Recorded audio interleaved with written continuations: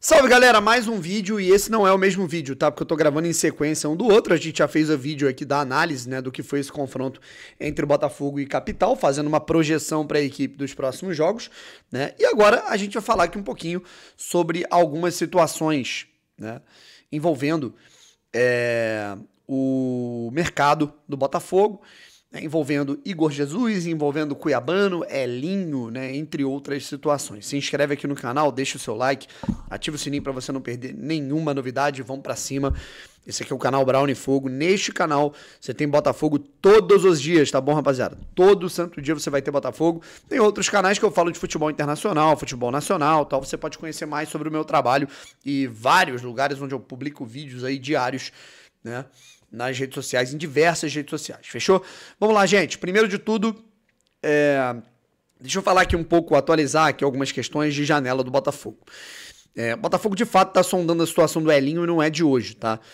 O Botafogo, ele já buscava informações a respeito do Elinho desde que ele era do Bragantino, tá? Mas ele recebeu uma proposta, né, que era muito boa, muito vantajosa para a Red Bull, do futebol mexicano, do Toluca do México. E lá, né, e vale lembrar, né, cara, no início de 2024, né, na virada de 23 para 24, o Elinho era um dos melhores jogadores do Brasil, é porque o Bragantino não tem nenhuma repercussão midiática, né? Então, assim, o Elinho estava jogando demais, né? O Bragantino, inclusive, teve 3 jogadores em sequência que foram os grandes protagonistas, né? Claudinho, Arthur, que hoje está no Botafogo, e o Elinho. O Elinho foi vendido, tanto é que depois da saída do Elinho, o Bragantino sai despencando, tem o pior rendimento do segundo turno e por muito pouco não é rebaixado para a segunda divisão do Campeonato Brasileiro ano passado. O Elinho não está sendo aproveitado do lado do Toluca, é um bom jogador, né? Mas não sei se é aquela solução, é mais um atleta para, né, brigar por posição e tudo mais. O Elinho é aquilo, cara, ele estava numa fase esplêndida há 14 meses, eu não sei como é que ele está hoje. Certo? Então, assim, não tá jogando, não sei qual o motivo, né? Não sei se é adaptação, não tá gostando de lá. O que eu sei, a apuração que eu tenho é essa, né? Que ele não tá curtindo muito o futebol mexicano, né? Acho que seria um bom jogador, mas eu acho que mantém o nível, digamos, né? E tem a situação do Wesley, né? O Wesley, sim, eu acho um jogador mais interessante, pensando no que eu já vi no desenvolvimento desse jogador com a camisa do Corinthians muito jovem, e até mesmo no Al Nassr, né? E aí tem a situação do Botafogo tá tendo a concorrência do Flamengo, né?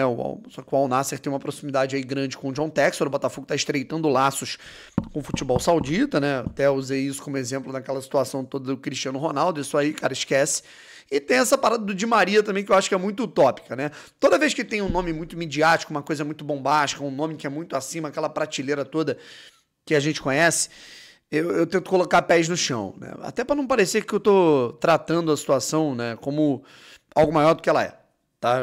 A gente tem que ter responsabilidade aqui, independente do clique que gere falar de futebol, né, de Botafogo, de janela, aqui nos nossos canais. E falando um pouquinho sobre, né, janela, né, já que a gente tá falando de jogadores e tudo mais, precisamos falar do Igor Jesus, também do Cuiabano, né? O Cuiabano é um jogador que, por exemplo, eu penso que o Botafogo pode perder depois da Copa do Mundo de Clubes. E o Igor Jesus, né, agora saiu. Agora saiu, né, a situação de que 3 clubes, né, do futebol inglês estão interessados no jogador do Botafogo. Além do mercado árabe, tal, que eu sei que o futebol saudita também estava interessado, né, já que ele é um jogador já conhecido por lá, jogou Champions Asiática, jogou nos Emirados Árabes, né, então, enfim, é um cara que tem um nome fresco na memória do pessoal lá do mundo árabe. Mas na Inglaterra, me atendo aqui à Inglaterra, estamos falando do Nottingham Forest, que já tinha feito uma oferta de 185 milhões de reais por ele em janeiro, recusada pelo jogador, e a gente vai chegar nesse ponto, nessa temática. Arsenal e Fulham, né, são equipes que estão buscando centroavante no mercado. E o Igor Jesus, jogador que quando foi acionado, apesar, né, a gente sabe como é que funciona a imprensa aqui no Brasil, né, quando não é de certos clubes, começa-se uma campanha para jogar, dar porrada no cara, né, e jogar o cara no buraco, né? E, enfim, o Igor Jesus, quando foi convocado, né, ele fez acho que 3 jogos com a camisa da seleção brasileira, 3 boas partidas, né, inclusive com gol e pênalti sofrido, né? O Nottingham Forest já tinha feito uma oferta pelo jogador, né, lá em janeiro. Pô, assim, você pensa, cara, vamos recapitular, porque a galera não, às vezes tem memória curta. O Igor Jesus teve uma proposta para jogar por um time que naquele momento estava em segundo lugar no campeonato inglês. É uma equipe que já tem um case de sucesso, né, de uma saída de um jogador brasileiro para lá, que está no alto rendimento e já está indo para a seleção brasileira, que é o Murilo, zagueiro, ex-Corinthians. E é uma equipe que, cara, assim, tá com uma estrutura, tá com investimento, tá com um projeto. Ele ia disputar a melhor liga do mundo. Ele olhou e falou, não, eu quero ficar no Botafogo. Eu acredito no projeto do Botafogo. Eu quero jogar a Copa do Mundo de Clubes, que é uma competição importantíssima. E eu quero, né, aí não é da boca pra fora, cara. Isso é, você ouve a apuração e tal.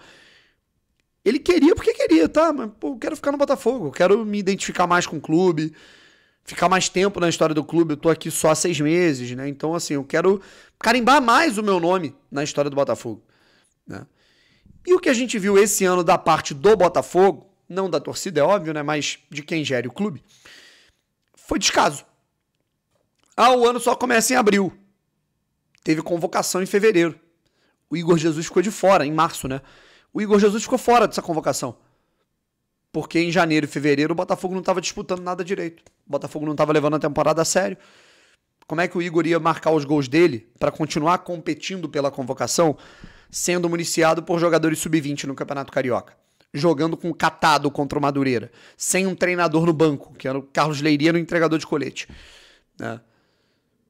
O Dorival Júnior, à época técnico da seleção, olhou e falou, porra, o Botafogo tá uma zona, né? Por isso que o Igor não tá jogando. Não vou convocar ele agora, vou convocar outro cara. Perdeu espaço, né?